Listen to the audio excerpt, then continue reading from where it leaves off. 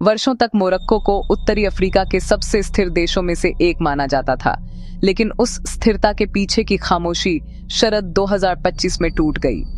Agadir के एक सार्वजनिक अस्पताल में प्रसव के बाद 8 महिलाओं की मौत ने पूरे देश को झकझोर दिया।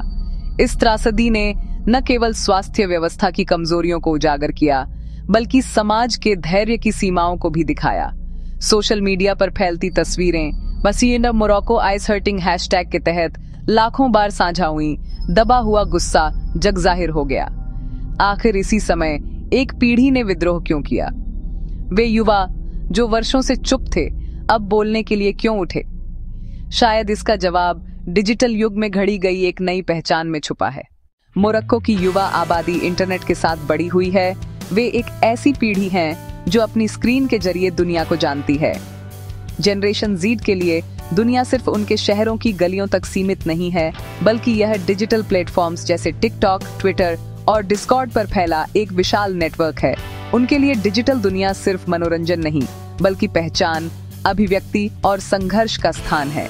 बढ़ती बेरोजगारी, पुराना शिक्षा तंत्र, अपर्याप्त स्वास्थ्य सेवाएं और भ्रष्टाचार के आरोपों ने युवाओं की उम्मीदों को खत्म कर दिया। क्या राज्य के सुधारों के वादे अब भी विश्वसनीय हैं, या ये सिर्फ खामोशी को बढ़ाने का तरीका है? अगादिर घटना के बाद शुरू हुए विरोध प्रदर्शन पूरे देश में फैल गए। हजारों युवा रबात, कासाब्लांका, ओजदा, तांगेर और साले की सड़कों पर उतर आए। जीनजी टोतार के नारे के तहत संगठित यह आंदोलन का कोई स्पष्ट नेता नहीं था, कोई आदेश नहीं दे रहा था, सभी अपनी आवाज उठा रहे थे। इस तरह कोई दबाव या पाबंदी आंदोलन की आत्मा को दबा नहीं पाई। नारे अलग थे, लेकिन उनकी मीनिंग एक थी। शिक्षा हमारा हक है, स्वास्थ्य लग्जरी नहीं, जीवन है। हम अपना भविष्य चाहते हैं। कई शहरों में पुलिस का हस्तक्षेप कठोर था। लेखलिया में झड़पों के दौरान मौतें हुईं, सैकड़ों लोगों को हिरासत में लिया गया। जैसे जैसे घटनाएं बढ़ीं, लोगों के मन में सवाल गूंजने लगा, क्या मोरक्को में यह नया अरब स्प्रिंग है या सिर्फ एक अस्थायी युवा विद्रोह? जब सड़कों पर खामोशी छा गई, विरोध डिजिटल प्लेटफॉर्मों पर पहुंच गया। टिकटॉक पर फैलते शॉर्ट वीडियो ने दुनिया को युवाओं का गुस्सा और उम्मीद दिखाई। सोशल मीडिया मोरक्को का नया जन चौक बन गया। हर ट्वीट, हर पोस्ट एक पुकार थी। सरकार ने इंटरनेट स्लो कर दिया और कुछ प्लेटफॉर्म ब्लॉक कर दिए, लेकिन युवाओं ने वीपीएन्स और वैकल्पिक नेटवर्क के जरिए अपनी आवाज फिर पाई। डिजिटल खामोशी ने डिजिटल प्रतिरोध का रूप ले लिया। एक पूरा राष्ट्र अब अपनी स्क्रीन से बोल रहा था। लेकिन क्या डिजिटल विद्रोह सच में भौतिक बदलाव ला सकता है? युवाओं की मांगें साफ होती गईं। स्वास्थ्य सेवाओं की मजबूती, शिक्षा में सुधार, रोजगार के अवसर, भ्रष्टाचार से लड़ाई, न्याय की स्वतंत्रता, सब उसी सवाल के अलग रूप थे। क्या यह सिस्टम हमारा भविष्य संभाल सकता है? शुरुआत में मोरक्को सरकार ने आंदोलन को कम आंका था, लेकिन विरोध बढ़ने पर उनकी भाषा बदल गई। प्रधानमंत्री स्तर पर संवाद पर जोर और स्वास्थ्य, शिक्षा, युवा पहलों के लिए बजट बढ़ाने की घोषणा हुई। फिर भी युवा इन वादों के प्रति सतर्क हैं, क्योंकि पिछली कई बातों पर अमल कभी हुआ ही नहीं। सरकार एक तरफ बातचीत का न्योता दे रही थी, तो दूसरी ओर हिरासत और इंटरनेट पर नियंत्रण बढ़ा रही थी। ये विरोधाभास युवाओं में विश्वास की कमी को और बढ़ाता गया। लेकिन इस बार कुछ अलग था। डर की दीवार टूट चुकी थी। एक निडर पीढ़ी पैदा हुई थी, और यह पीढ़ी अपने देश ही नहीं, पूरे क्षेत्र के लिए उम्मीद का प्रतीक बन रही थी। अंतर्राष्ट्रीय मीडिया ने मोरक्को की घटनाओं पर ध्यान केंद्रित किया। अल जजीरा, एपी, बीबीसी ने विरोध को जीन जी का पहला बड़ा राष्ट्रीय प्रतिरोध बताया। संयुक्त राष्ट्र व अंतर्राष्ट्रीय मानवाधिकार संगठनों ने सुरक्षा बलों की डिस्प्रोपोर्शनेट फोर्स की निंदा की। यूरोपीय संघ ने कहा, मोरक्को के युवाओं के शांतिपूर्ण विरोध का अधिकार सुरक्षित रहना चाहिए। बाहर का ध्यान बढ़ा तो अंदरूनी दबाव भी बढ़ा। इसी संतुलन के बीच एक सवाल गूंजता रहा, यदि एक राष्ट्र अपनी युवा पीढ़ी को खो देता है तो उसका भविष्य कौन सुरक्षित करेगा? विरोध केवल राजनीतिक नहीं, सांस्कृतिक जागरण भी था। जेन ज़ेड अपनी पहचान पारंपरिक मूल्यों और आधुनिक दुनिया की स्वतंत्रता के बीच बना रही थी। स्ट्रीट आर्ट, संगीत, डिजिटल कंटेंट प्रतिरोध की भाषा बन गए थे। यह आंदोलन शासन के खिलाफ गुस्सा नहीं, भविष्य की मांग के रूप में बढ़ रहा था। इस बदलाव में महिलाओं की भूमिका निर्णायक थी।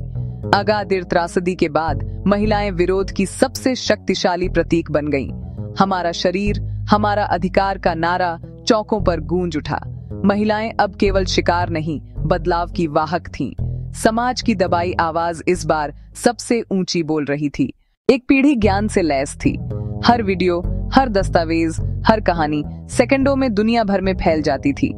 सेंसरशिप इस गति के सामने कमजोर थी, लेकिन जानकारी की शक्ति जिम्मेदारी भी लाती है। डिजिटल स्वतंत्रता और अराजकता की सीमा बहुत बारीक होती है। जेन ज़ी उस सीमा पर चलना सीख रही थी। जब विरोध थमा, एक नया सामाजिक चेतना बोध रह गया। अब हर युवक को विश्वास है कि उसकी अपनी आवाज मायने रखती है। यह आंदोलन राजनीतिक सफलता से अधिक जागरूकता की क्रांति बन गया। अब कोई सिर्फ आम नागरिक नहीं था, हर कोई अपने भविष्य का हिस्सा था। घटनाओं के बाद सरकार ने सुधार आयोग बनाए, कुछ संरचनात्मक बदलावों का प्रस्ताव दिया, लेकिन युवाओं को सुधार नहीं, भागीदारी चाहिए थी। वे अब टेबलों पर लिए फैसलों से बाहर रहना नहीं चाहते थे। ये बहस चलती रही कि असली बदलाव सड़कों से आएगा या बातचीत की मेज से, लेकिन देश का भविष्य डिजिटल पीढ़ी के हाथों आकार ले रहा था। तमाम दबाव, संघर्ष और उम्मीदों के बीच एक बात स्पष्ट थी, यह आंदोलन डर से नहीं, उम्मीद से पैदा हुआ था। युवाओं को अब पता चल गया था कि वे अकेले नहीं हैं। वे भले अलग शहरों और पृष्ठभूमियों से आए हों, उनका सपना एक था, बिना डर के जीना और समान समाज बनाना।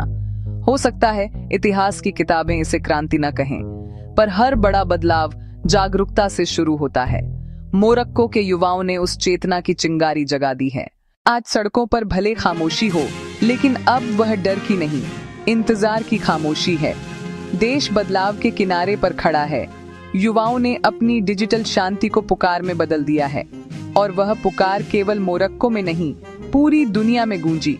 एक पीढ़ी ने अपने देश, अपने भविष्य, अपने लोगों को आवाज दी, क्योंकि एक राष्ट्र अपने युवाओं के साथ ही खड़ा रह सकता है, और भविष्य तभी साकार होता है जब उसे साथ चलकर जिया जाए।